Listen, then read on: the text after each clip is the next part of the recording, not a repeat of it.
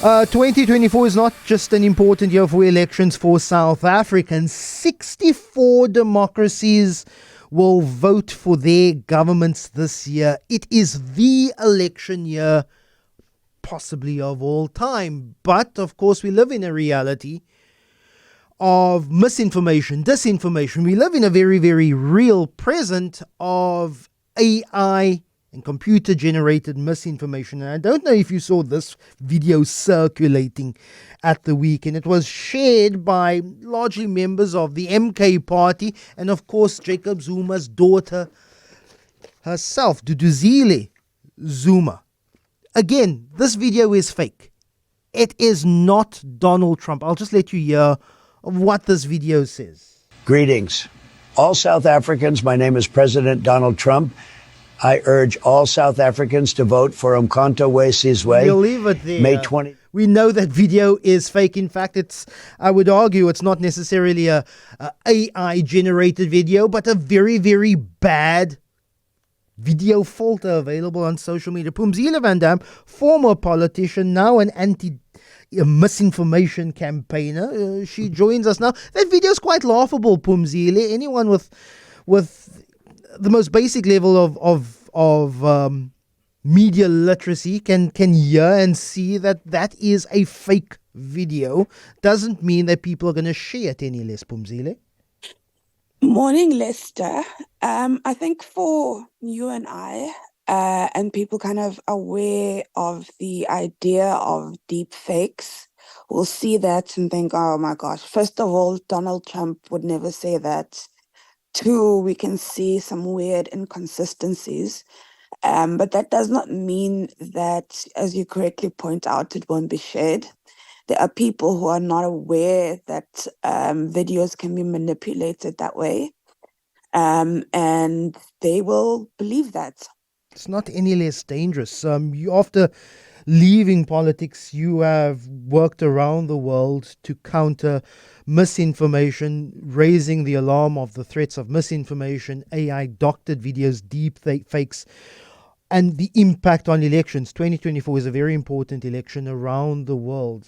South Africa is not the only country grappling with this, but how have other countries managed to at least mitigate against the involvement of deep fakes, misinformation, AI-generated fakes? What have other countries been doing?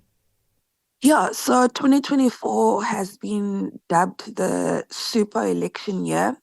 73 countries go to the polls, 4.5 billion, and it's been called the first AI election, where the concern has been that generative AI, so tools like ChatGPT, DALL-E, so tools that can generate new information, they can generate videos, they can generate audio, will be used to spread disinformation at a very high scale.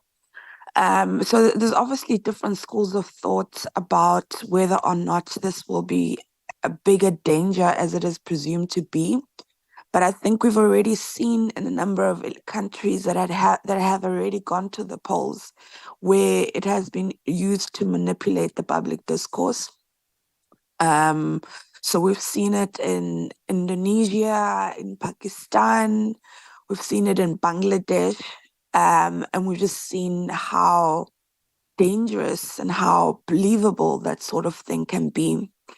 And I think for the world is kind of focused on two big elections this year. So the US and the EU Parliament. And in the US, they've already had that. They had robocalls, fake robocalls from President Biden that did the rounds. So I think it is a really big risk. I think this Donald Trump was a test to see, test out the South African public to see whether or not that sort of thing has impact. And I think unlike in countries like the US or, Western countries where this sort of things are mostly spread on social media, for us it will spread on WhatsApp.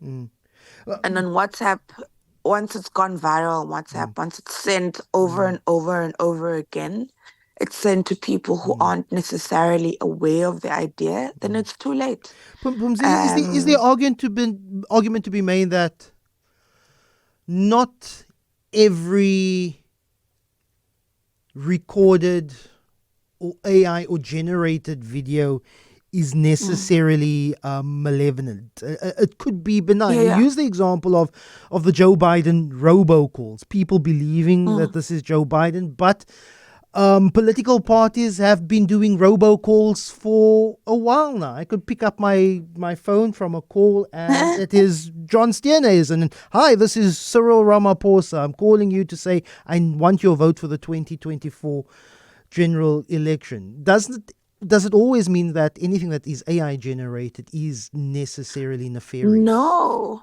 absolutely not. I mean, generative AI has a lot of positives.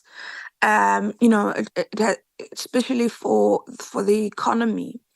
It is poised to improve manufacturing, because generative. Okay, I think kind of an explanation of generative AI. So there's generative AI has existed for a very long time.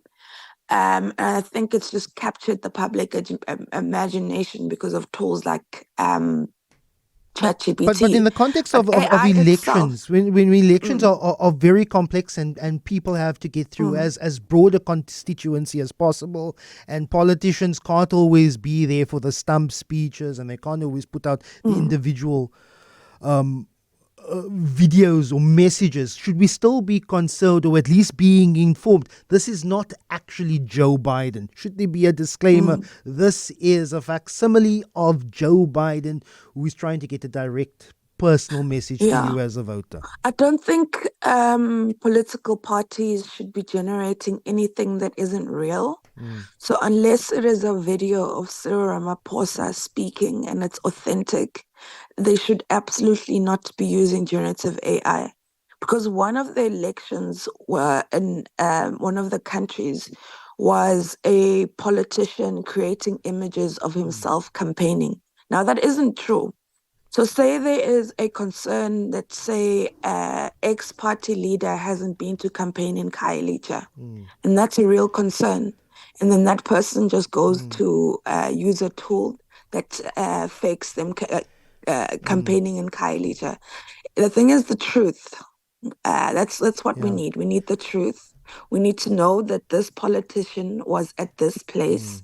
They said this thing. It was authentic.